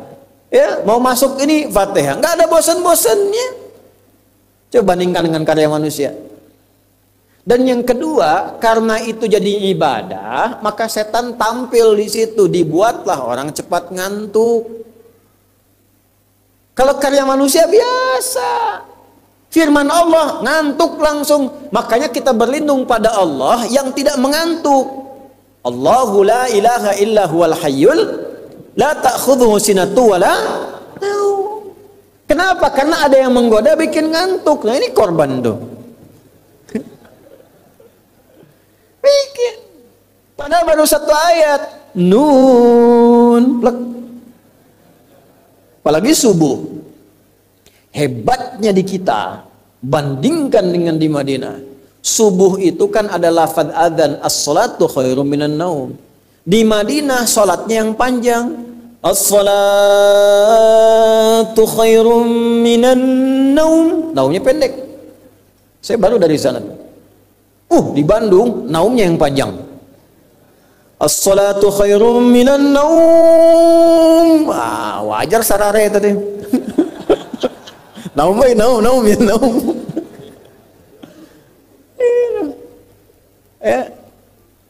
Balik itu. Balik. Kita mau pindah nih. Sekarang kita pakai logika yang betul. Hukum pindah itu harus bawa bekal. Ini yang ngaji semua di sini, enggak semuanya orang Bandung. Orang Jakarta tuh. Ya. Soreang mana Soreang? Masih subuh, nanti pas maghrib Soreang tuh. Ya, Purwakarta mungkin kan. Ini nggak semua orang Bandung ini. Apakah Anda bisa nyampe ke sini kalau nggak ada bekal? Dari Bandung mau ke Jakarta mesti ada bekal. Beli tiket pakai kereta api cepat. Ya, kereta cepat, wush, tiketnya bekal. Pakai pesawat, bekal. Hukum mengatakan setiap pindah tempat mesti ada bekal. Ini Anda, saya, kita mau pindah dari dunia, minimal transit, ya, waiting roomnya di alam kubur. Mau pindah, pertanyaannya bekalnya apa? Kan pindah tempat. Semakin berpindah tempatnya, semakin beda hukumnya. Ini kita di Indonesia, mau transit ke Malaysia, apa dikira mata uangnya sama? Tidak, hukumnya pun nggak sama. Orang Indonesia ke Singapura, hukumnya beda. Bisa rapi, di jalan rapi, nggak ada buang sampah sembarangan, kan? Pulang lagi ke soreang, ngabala deui gitu. Hukum beda, ketatnya nggak sama. Ke Amerika lebih jauh lagi, nggak laku rupiahnya, tukar dulu dari sini, baru dolarnya nyala. Pindah tempat, beda hukum. Toilet di kota Bandung dengan toilet di Lebak Bulus bisa beda. Ya, nih bang 1.000, kok 1.000 bang? 2.000, biasanya juga 1.000. Anda di mana? Lebak Bulus, sini Bandung pak. Ya, bisa beda hukum. Maka Anda jangan berharap di alam kubur itu hukumnya bisa sama dengan hukum di dunia. Pasti beda. Makanya ketika diumumkan telah meninggal dunia, tuh. Asep mah ada ya. Doni ada Doni. Ada. Andi. Ayah. Ini pasti nggak ada. Suneo. Pasti mau ayat. Telah meninggal dunia Suneo misalnya. Diumumkan ketika disebutkan meninggal dunia maka semua perangkat dunia ditinggal dan tidak berlaku lagi di tempat yang baru. Jadi Anda nggak bisa berwasiat begini, mami kalau papi meninggal itu handphone yang biasa kita komunikasi sertakan ya dibawa ke alam kubur. Ntar kiranya mami kangen miss call aja. Miss callnya pasti saroyaroh, nggak mungkin hoyroyaroh itu. Faman ya'mal mithqala dzarratin. Tuh. Jangan dipotong awas tuh. Nggak akan nyambung, pasti hancur. Hancur. Baju ini jangan dikirakan dipakai. Pak Kasdam misalnya. Punten Pak Kasdam ini. Emang hukum bagaimana aja? Bisa Bapak duluan, saya belakangan bisa. Atau ditukar, saya belakangan, Bapak duluan mungkin itu. Bisa terjadi. Bapak pakai pin di sini, masuk ke alam kubur nggak bisa dipakai itu. Sertakan dalam kafan saya, begitu dikubur, man robuka, saya ikut ustadz, ini tandanya nggak bisa. Tetap pertanyaannya sama, bekalnya apa? Cuman 2 lembar, 2 kain. Ibu tambahan 1 bu, kerudung ibu 3 tuh. Makanya saya selalu mengatakan dengan bercanda tapi dalam mohon maaf ini yang muslimah. Berlatih pakai kerudung ya. Berdoa minta sama Allah. Supaya nanti tidak bikin malaikat mungkar nakir penasaran. Di dunia nggak berkerudung, begitu meninggal dikerudungin. Ditaruh ke malaikat. Ucu, gening. Waktu di dunia teh kerudungan. Nah, hai udah jantan kerudungan. Man robuka. Abi jamaah Ustaz Adi, namun belum sempurna hijrah. Pelan-pelan. Jangan dihukumi dulu. Dia sujud itu sudah luar biasa. Dia belum taat pada satu bagian, tapi taat pada bagian yang lain. Kita doakan, support. Jangan langsung tiba-tiba, nggak taat, dosa, neraka. Nah, kamu neraka, kumaing weh. Repot kalau gitu tuh. Ya, balik lagi, dikembalikan. Pada kebiasaan, pada kebaikan. Nah, sekarang mau pindah ke alam kubur, bekalnya apa? Kan mesti jelas. Baju sudah beda, nggak bisa dibawa. Itu sudah fitrah pak. Bapak punya warisan banyak, ditinggal. Nggak ada yang mau ikut, semua ditinggal. Anak-anak tuh sudah catat warisan bapak apa saja. Ibu sesayang-sayangnya nggak akan ikut bu. Bapak jangan tinggalkan saya. Terus kata yang nguburnya, ayo ibu mangga atau mau ibadah ngiringan, nanti aja. Akan masuk. Nah sekarang pertanyaannya bekalnya apa? Ini mesti terjawab. Kalau nggak terjawab, nggak lengkap agama itu. Apa fungsinya Tuhan di situ? Mesti menjelaskan. Nah di Islam itu dijelaskan. Bekal yang kita bawa pulang meninggalkan dunia itu, itulah yang disebut ibadah. Itu. Setiap dikerjakan ada poin ditulis. Poin itulah nama bekalnya. Namanya ajrun namanya. Lahum ajrun ghairu mamnun. Yang kita sebut dengan pahala. Yang menjadikan itu dapat, pahala itu diraih, bekal ibadah itu dapat, itulah niat. Itulah niat. Jadi pekerjaannya tidak berubah. Rutinitas tetap jalan. Minum tetap minum. Kerja tetap kerja, makan tetap makan. Cuma dengan niat itu, di saat yang sama, cara minum itu langsung dinilai sebagai ibadah. Perintah Allah, malaikat tulis. Ya, berapa tulisnya? Sesuai kadar keikhlasannya, minimal 10. Itulah perbuatan yang dianggap benar, sehingga konsepnya dunianya sukses, minum juga, haus hilang. Akhiratnya dapat pahala. Jadi dunianya sukses, akhirat sukses. Disebut baik. Perbuatan baik yang dinilai sukses oleh Allah disebut hasanah namanya. Makanya kita berharap dunia jadi hasanah, akhirat dikonfirmasi hasanah itu jadi pahala. Maka kita berdoa, Al-Baqarah ayat 201, Rabbana atina fid dunya wa fil akhirati wa qina. Apa tafsir hasanah terkait ibadah? Tafsir hasanah terkait ibadah pindah surat ke surat 6. Ayat berapa? 160. Man jaa bil hasanati falahu asyru amthaliha. Minimal kalau diniatkan jadi ibadah tulis 10. 10 itu yang disebut bekal pulang sebelum meninggal. Tampilkan nanti. Punten Pak, ngetang nate sanes kieu nya, 1, 2, 3, 4 itu hitungan dunia. Cara menghitungnya 1 ke 2 500 tahun. 2 ke 3 500 tahun, 3 ke 4 500 tahun. Nanti semua itu diakumulasi, ditampilkanlah surga yang sesuai dengan pahala kita. Kapan ditampakkannya? Saat sakaratul maut, sebelum meninggal. Sifat ibadahnya disebut, sifat orang yang rajin ibadah disebut abdun, jamaknya ibadun. Ketika mau meninggal ditampakkan, karena ditampakkan tenang dia. Nyawanya tenang, jiwanya nyaman. Sifat jiwa yang dilatih ibadah saat latihan disebut tumakninah. Ruku anjeun, jangan dulu i'tidal sampai tumakninah. Sujud jangan bangkit dulu sampai tumakninah. Kebiasaan tumakninah punya sifat namanya mutmainnah. Makanya saat akan meninggal disebut ibadahnya, disebut mutmainnahnya. Di mana? Quran surah 89 ayat berapa? Ayat 27 sampai 30. Ya ayyatuhan nafsul mutmainnah, irji'i ila rabbiki radiyatan mardiyah fadkhuli fi ibadi. Disebut ibadnya. Wadkhuli jannati, ditampakkan surganya. Ini surganya anjeun teh ieu tina amalan-amalan yang telah dilakukan selama hidup. Makanya kemarin Kiai Asmuni yang dari Banten lagi ceramah, sekitarannya Habib-habib.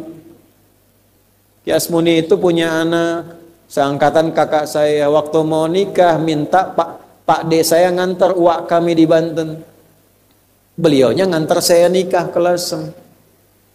Kemarin waktu ceramah nyampaikan, mengantarkan, begitu mau disebutkan penceramah Habib Fulan, nengok sedikit, alhamdulillah, tinggal ditampakkan sekilas. Nah, kalau ada bekal, kalau yang nggak ada bekal, tampaknya yang jelek-jelek sesuai kebiasaannya. Ya. Kebiasaan dugem ditampakkan, lenggel, ini. Bingung, la ilaha illallah, geleng lagi, la ilaha geleng lagi. Yang biasa tahlil, biasa ngaji, wafat sesuai kebiasaan, sesuai ajalnya. Tampak. Nah sekarang untuk mencari bekal itu bagaimana? Niatkan menjadi ibadah. Itu fungsinya itu mahal. Pembuktiannya setelah meninggal. Kalau bapak nggak percaya, ibu nggak percaya, dipertanyakan imannya. Silahkan saja nanti lihat setelah meninggal. Ya, cara merubahnya bagaimana? Nanti ada 3 bagian. Karena itu kata Imam Syafi'i, hadis ini sepertiga ilmu. Ilmu itu dipraktikkan lewat amal, makanya hurufnya sama.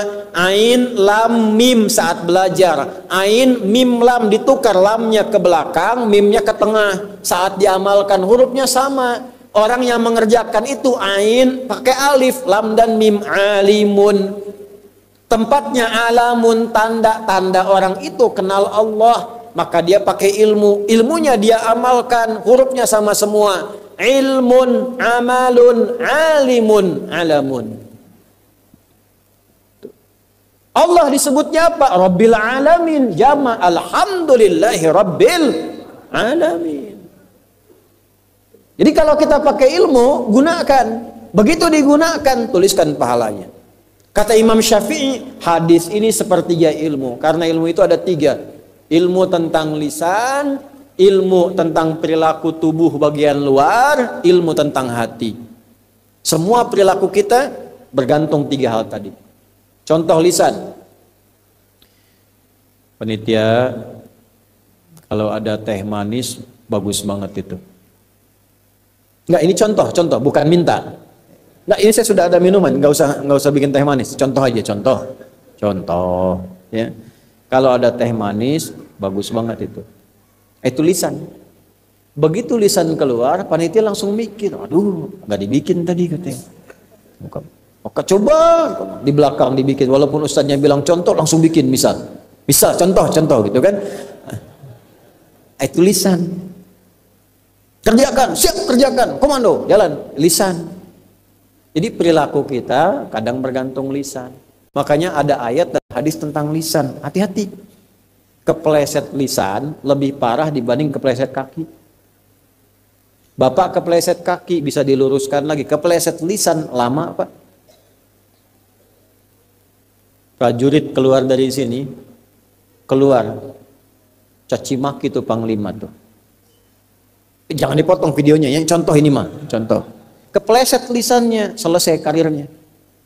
Kepleset kakinya, masih bisa berjalan. Maka lisan tuh ada hukumnya sepertiga bagian hidup kita. Kedua nih, ujung kepala sampai ujung kaki, tangan bergerak, kaki melangkah. Hati-hati. Itu semua ditentukan oleh apa? Ini kolbu, amalan hati. Bapak tahu dari mana kalau orang yang senyum itu senang pada Bapak? Bagaimana taunya? Boleh jadi dia iri hati, di hatinya itu ada sesuatu. Nah, karena manusia bertindak dari 3 bagian ini, maka Imam Syafi'i mengatakan, inilah hadis sepertiga ilmu. Kalau paham hadis ini, sepertiga kehidupan kita tuh hatam. Kuncinya apa? Niatkan semua hal itu menjadi bagian ibadah, maka pekerjaannya berkah, akhiratnya dapat. Sekarang pertanyaannya, bagaimana menjalaninya? Seperti apa prakteknya? Tantangannya bagaimana? Nah, itu yang insya Allah kita akan bahas dalam pertemuan-pertemuan berikutnya. Ya, nah, contoh gampangnya, nanti ada dari ribuan itu 4 hadis utama. 4 hadis utama ini, Bu, Pak, kalau ngaji sampai ribuan, waktunya banyak. Tapi kalau Anda ingin singkat dan khatam jadi muslim-muslimah yang baik, 4 hadis cukup. 4 hadis saja. Nanti 4 hadis ini bulan depan kita bahas. Ya, bulan depan. Ini kalau Bapak bahas 4 ini sepanjang hidup tuh. Tunggu sebulan lagi. Ya, insya Allah. Nah, jadi yang pertama pelajaran kita, 1, mohon pandai-pandai menata hidup, karena bagaimanapun kita pasti akan meninggal. Sebanyak-banyaknya harta, meninggal juga. Setinggi-tingginya pangkat, wafat juga. Sehebat-hebatnya ilmu, meninggal juga. Maka orang cerdas itu orang yang selalu menyiapkan bekal ke tempat yang akan ia tuju. Ketika meninggalkan dunia, kita mesti sadar dan paham bahwa tempat yang kita tuju hukumnya tidak sama dengan dunia. Maka pandai-pandai menyiapkan bekal. Kesimpulan kedua, ingat baik-baik kalimat ini, Allah menginginkan seluruh hambanya sukses dunia akhirat. Bahagia dunia akhirat. Jadi nggak ada konsep begini, akhirat saja dunia ditinggal tuh nggak ada. Jadi tidak perlu Anda menyendiri ke gunung, tinggal di gua sendirian. Ya, hidup kita dengan manusia, bukan dengan uncal, dengan monyet, dengan kadal dan sebagainya.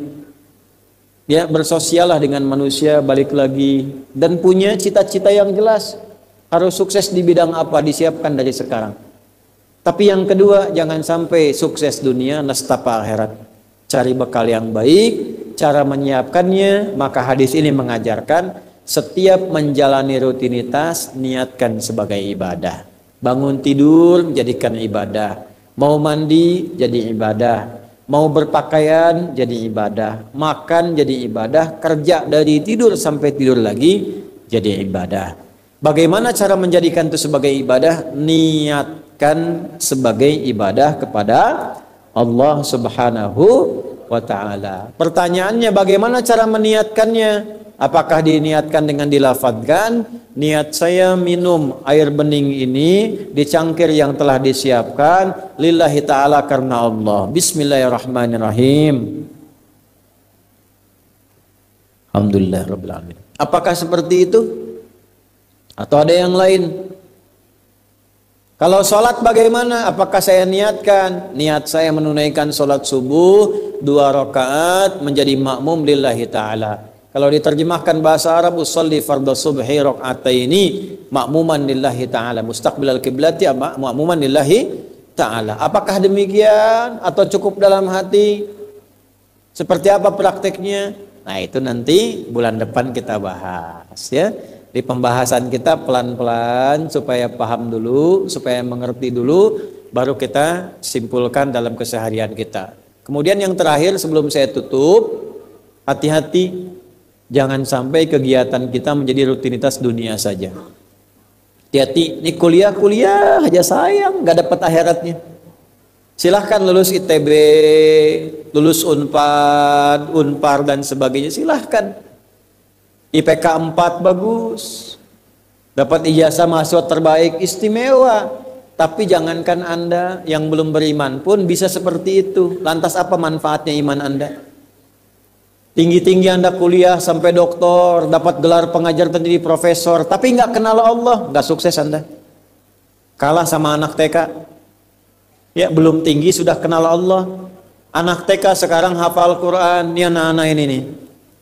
Hafal Quran, belajar, kenal Allah. Ya. Jadi kalau Anda tinggi-tinggi sampai kuliah, gelarnya tinggi, tapi nggak kenal Allah, terus pertanggungjawaban Anda saat pulang kepada Allah bagaimana? Apa yang mau Anda bawa? Tanya balik, subuh ini ditanya kita, tanya balik kita. Teman-teman di militer, TNI, Polri, pangkat sampai tinggi, bintang-bintang itu kan ketuhanan yang Maha Esa, turunnya dari atas. Ya, kalau ziarah ke Mangkunegaraannya Jenderal Sudirman, itu nanti ada grafiti tuh, ada reliefnya. Jadi 5 bagian, melati terbuka ke atas. Dari mulai renungan bulan Abdil, kemudian bergerilya dengan alutsista seadanya, alutsista tambah modern, kemudian mencapai kemenangan, setelah itu dengan masyarakat manunggal, makan bersama prasmanan. Tapi melatinya terbuka ke atas supaya dapat bintang, komandonya dari atas. Itulah sebabnya kenapa bintang. Ketuhanan yang Maha Esa, semakin tambah bintang semakin dekat dengan Allah. Itu maksudnya. Itulah sebabnya setiap keputusan bintang dari mulai bawah sampai presiden itu kop atasnya itu bintang, padi dan kapas. Maksudnya apa? Keputusan ini dibuat dengan berharap rahmat Tuhan yang Maha Esa. Makanya ditulis dengan rahmat Tuhan yang Maha Esa, supaya keputusan ini berkeadilan secara sosial untuk seluruh masyarakat Indonesia. Ujung-ujungnya dekat dengan Allah. Makanya takwa munculnya. Itu poinnya. Ya, jadi jangan sampai hubungan tidak baik dengan Allah. Anda punya masalah dengan orang Bandung, Anda bisa ke Soreang. Dengan orang Soreang ada masalah bisa ke Cimahi. Sejabar ada masalah ke Jateng, Jateng ada masalah ke Jatim. Masalah se-Indonesia ke Malaysia, ke Brunei, pindah tempat. Anda punya masalah dengan Allah, mau lari kemana? Tidak bisa lari. Perbaiki dari sekarang.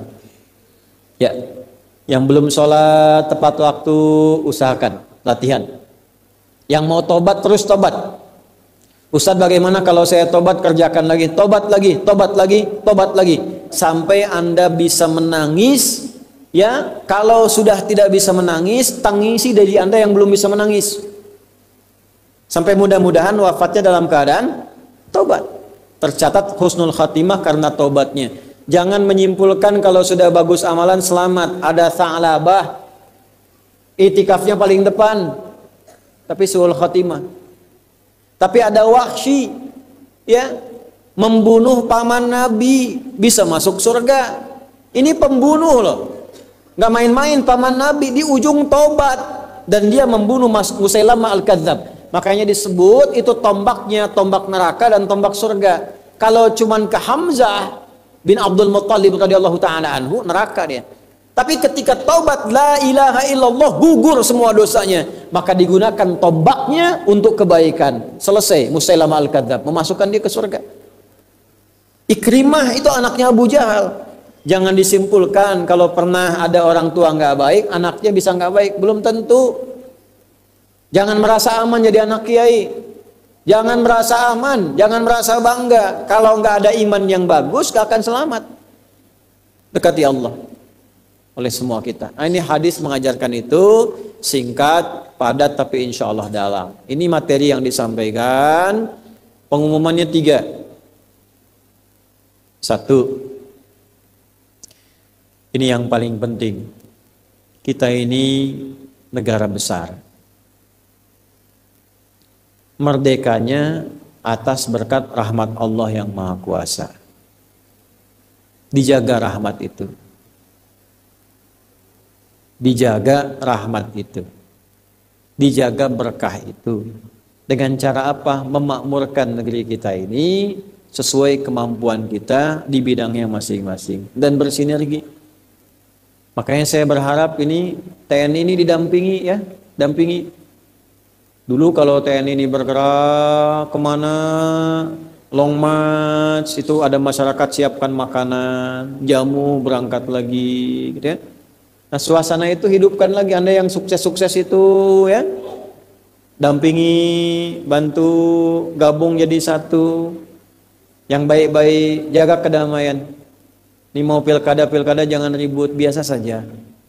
Tenang, yang damai, yang baik. Bangun bangsanya, jangan sampai terpecah. Kalau ingin mendapatkan emas harus kompak semuanya. Ya, pada akhirnya semua kembali kepada Allah Subhanahu wa Ta'ala. Ini amanat yang pertama. Jaga betul, kita yang kompak, yang baik, jaga negeri ini, jaga bangsa ini. Dengan semua profesi kita.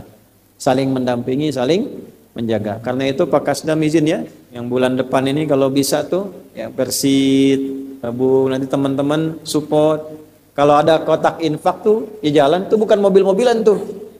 Bukan mobil-mobilan, jalan-jalannya bukan ya. Siapkan dari rumah berangkat isi. Saya emang nggak butuh, Pak. Jangan diamplopin. Saya kesini mau ngajar bukan nyari amplop. Isinya juga enggak.